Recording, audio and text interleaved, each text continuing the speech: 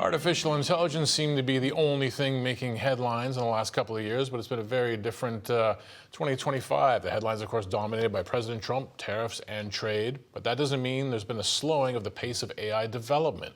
My next guest says, to the contrary, progress is accelerating. And he's here to talk about 5 of the most important AI themes that he says seeing out there now that are in play, and the things that you need to know. Kevin Hebner is Global Investment Strategist with TD Epic. Great to have you back on the program, Hey, Kevin. Greg.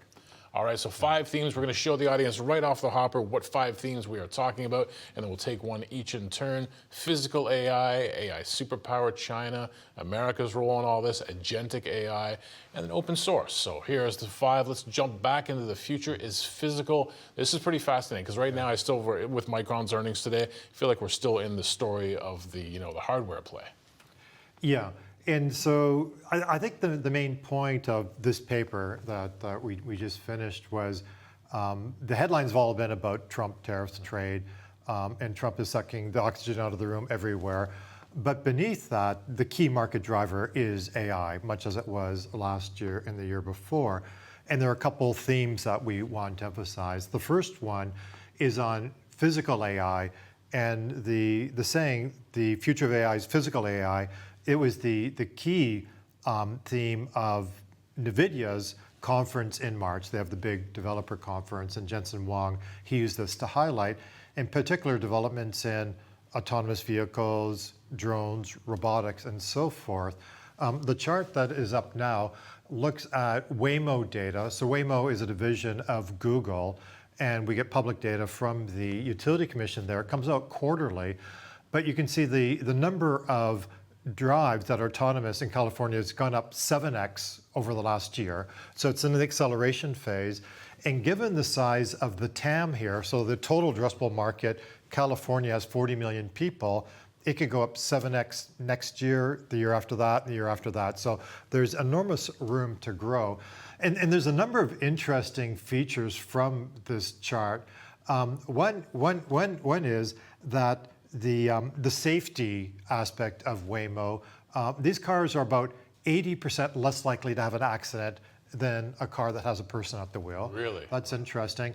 And sometimes Waymo partners with Uber, and people are willing to pay a 30% premium to be in a car without a person driving.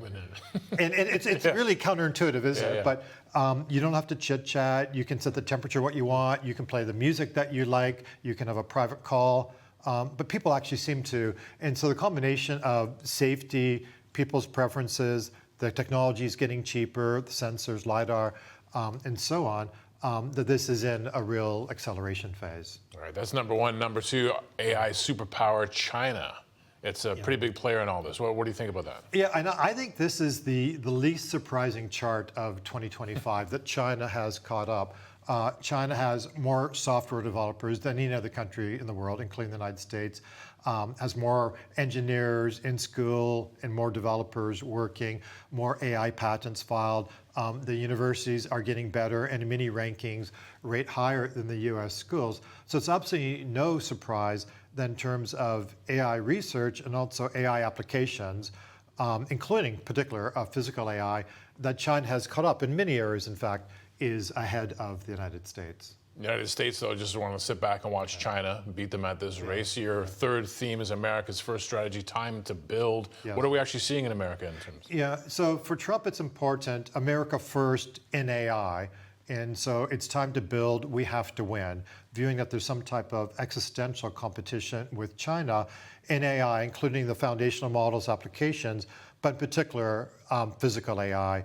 So autonomous vehicles, drones. For example, China builds more drones in a day than the US does in a year. Robots, China's way ahead in most aspects of robots.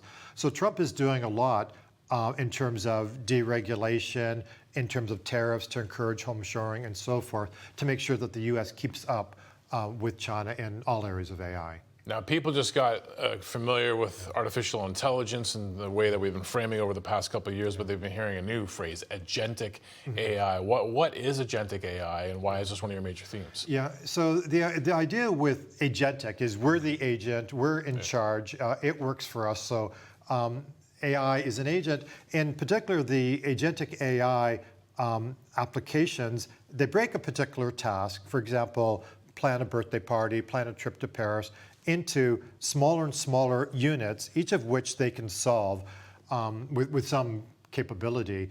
And currently, about 80% of VC-funded startups are in AI space, and about half of those are agentic AI. So it's a very big area. And we are seeing applications in consumer service reps, in marketing, in programming, including writing web design. Also lots of applications in finance, as well as sort of the travel, going to Paris sort of areas that we're talking about.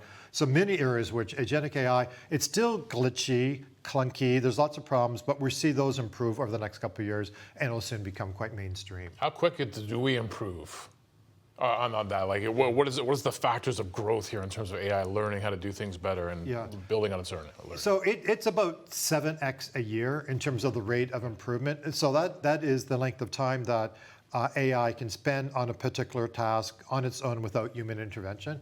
So 7x a year. So it's getting better pretty quickly. All right, we got this chart here about the global battery market. Are we jumping the gun here on this one? Or going backwards. So this is the leading battery company in the world. It's in China, has a 33% share.